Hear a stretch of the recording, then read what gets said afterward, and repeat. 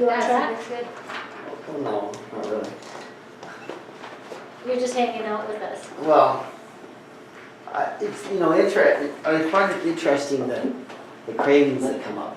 And some I can resist them and others not so much. We have a talk on cravings coming up. Good, yeah, and I went and got a new mask for my CPAP yesterday, or Saturday, so I've only had 2 nights back on it. I was off it for quite a while. That's probably why you're looking better. So that's probably a good part of it. And then, get back used to that, then my body can rest at night, and I'll have a better chance of reducing weight.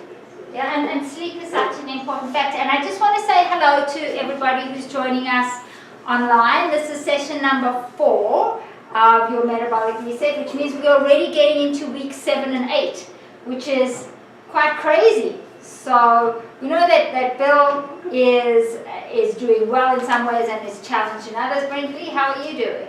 Oh, I'm doing really good. The weight loss is slow, which I don't mind because It's steady. I'm actually told that my shape actually looks better.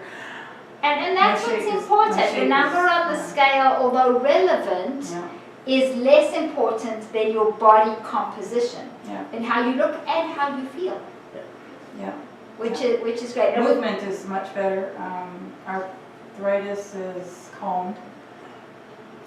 A lot of good things. Change a little snippet here and there of little parts of tissue. Sure. Okay, so Dr. I'm Ryan. so proud of you. So proud of you. Thank you. And Dr. Ryan is going to get you started. We have a lot of ground to cover today. We do need to go through your action steps that I gave you last time. We'll have a few more. We're beginning our reintroduction as of this week. But Dr. Ryan needs to get this information into you because things become much easier when we know the whys and the hows. So I'm going to turn you over to Dr. Ryan. Okay, you'll start the slideshow for me? Yeah, I'm going to go there right now.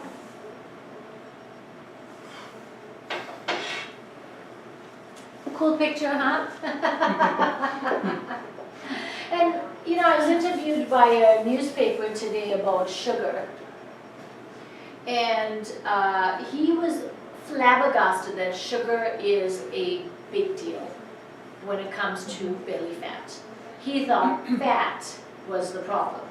And isn't that what society says is the deal, right? So we all go for low fat and all of those things, and then we wonder why we struggle with belly fat. Now, how you feed your body gives you 80 to 90% of your results metabolically. So if you want to burn fat, that's what it is. Exercise is important, but it's most important how you feed your body. But if you think about food, we forget to think about hormones. And hormones and food go together because your hormone levels are different from Bill's, and it's great that we have male and female here today because then I can tie it in for both of you, right? And so men tend to burn fat more easily than women. It's been a constant pain in my you-know-what, right? And then secondly, how you eat and I eat will have to be different based on our hormones, and for you as well, but also it's gender, male-female hormones, metabolic hormones, and food. So you can see how it has to be customized. So what I want you all to know, online as well, is that when we give you the guidelines, it's still up to you to figure it out for your own self. Yes, Maha? Correct. Okay, so what is this whole hormones and belly fat? Well, we've talked about this before. And I'm just going to draw for you your metabolic triad again with insulin, cortisol, and thyroid, right? So I'll just put this up here for you to see. That might be way too small for them to see on the camera. How about you man the camera for me, Bill? If you want to just somehow bring it forward, please, and focus it here. If you don't mind, thank you, because I'm short-staffed today for that one. But I think these guys online are good. Just bring it forward. Thanks for pointing that out. Okay, and I just wanted you to have a visual. So, what is cortisol exactly? Do you guys know cortisol, the hormone cortisol? Which camera runs the, that? No, that that one. runs- Do that one. That's the one that goes to the membership portal. So cortisol is a hormone made by your adrenal glands. And what cortisol does is it helps you cope with ongoing stress. So it's not your acute stress. When you have a sudden fright, that's going to be your adrenaline, noradrenaline, your fight flight type of thing. But when the stress becomes chronic and ongoing, that's when cortisol takes over. Now, cortisol has some key effects that you need to know about. Cortisol helps you release stored energy. Cortisol, we always talked about it in the past as the belly fat hormone. I think you need to understand that cortisol helps you release stored energy and use up that. And if you don't have enough cortisol, then what's happening is you're going to need to take in more energy from external sources to keep your blood sugar levels going and part of that stress coping effect. So if you guys remember at the very start, we were talking about HPA axis dysregulation, and the old name was adrenal fatigue. Is that sounding familiar to you? And we said that it's your hypothalamo pituitary adrenal axis. The brain is controlling how your adrenals make cortisol. And if you go back to the first one where I was talking about depletions, let's just recap that really quickly because this is going to be very important.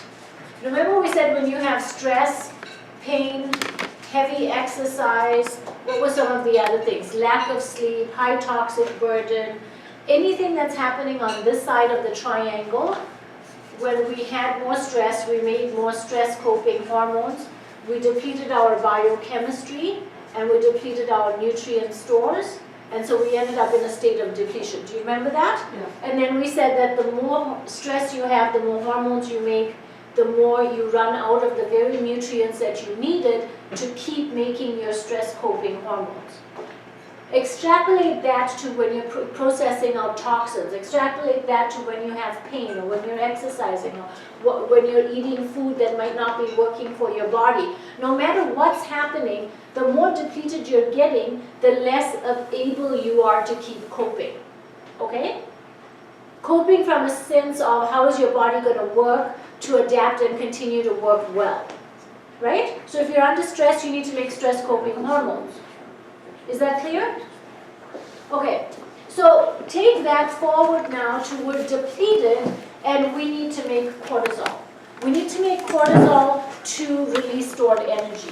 We need to make cortisol to cope with ongoing stress. But if we're depleted, we're not able to make as much cortisol. So many people are running at much lower levels of cortisol than what they need to function well. At the same time, you're burning out your body's chemistry and you're burning out your brain chemistry. So you were talking about cravings. At the same time as you're running out of the nutrients to make cortisol, you're running out of the nutrients to make brain chemistry that's going to help you cope with cortisol, with stress. And then it shows up as cravings. Your cortisol is low, you can't release stored energy.